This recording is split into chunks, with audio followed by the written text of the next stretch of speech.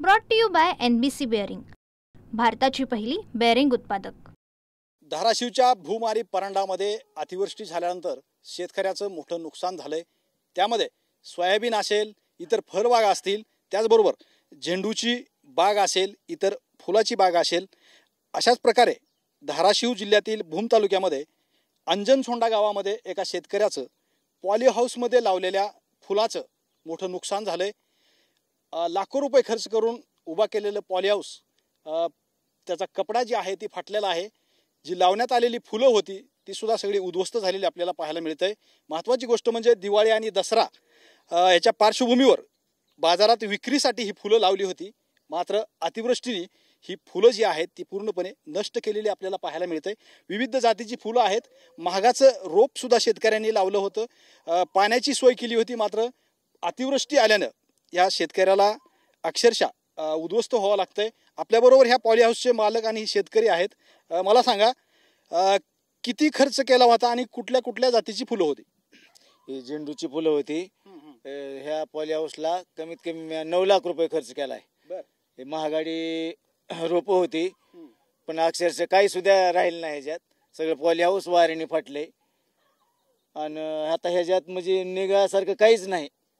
आता ही तुम्ही जी लावली होती ही कधी विक्री करणार होते तुम्ही? आता दसऱ्यासाठी आणि दिवाळीसाठी विक्री करणार होतो, पण ह्याच्यातून काहीच निघणार नाही। आता सगळं उद्ध्वस्त झाले, सारे पाण्याने हे झाले, पॉली हाऊस बी फाटले।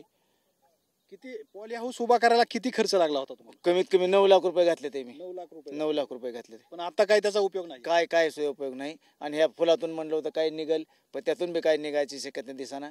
सगळं 100% गेले। ही रोपं जी आहेत दुसरी, ही कुठल्या कुठल्या जातीची रोप आहेत? हे झेंडूची काही आणि राजा म्हणून एक फुल होतं, ते राजा फुल बी सगळं गेले। महागाचं होतं ते। आता दिवाळी दसऱ्याला त्याची हे असते, विक्री असते, काहीतरी घडेल म्हणलं होतं, पण काहीच आता घडणार नाही। यातलं सगळे हे पाण्याने गेले, सर त्याला पाणी लागले, खाली सुकून गेले ते सारी खाली। आता ह्याच्या पुढे काय करणार तुम्ही ह्याच्यामध्ये? आता ह्याच्यामुळे तर उघडीप झाली तर दुसरे उपटून काहीतरी करावं लागेल, गहू पिऊ काहीतरी करावं लागेल। आता ह्याच्यातून काय ही जी खर्च केलाय तुम्ही रोपाला वगैरे, त्याच्या तरी निघेल का नाही? नाही, निघू शकत नाही। रोपाचा खर्च सुद्धा निघू शकत नाही। काही पंचनामे केले, तलाठी वगैरे? पंचनामा केला नाही, काय नाही। तलाठी काका कुणी आलेलं नाही, तर पंचनामा झाला नाही, काय नाही। आता काय मागणी आहे तुमची? काय नाही, शासनाने आपल्याला काहीतरी मदत द्यायला पाहिजे। म्हणजे कसलं तरी आम्ही उभा राहतो, पुन्हा अजून काहीतरी करतो। मोठं नुकसान झाले, विलाज नाही, आता काय करावं। एकंदरीतच जर आपण पाहिलं तर शेतकऱ्याचं मोठं नुकसान आहे।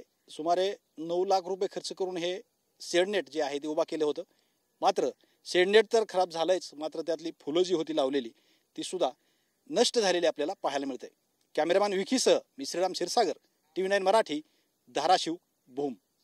Brought to you by NBC bearing, भारताची पहिली बेअरिंग उत्पादक।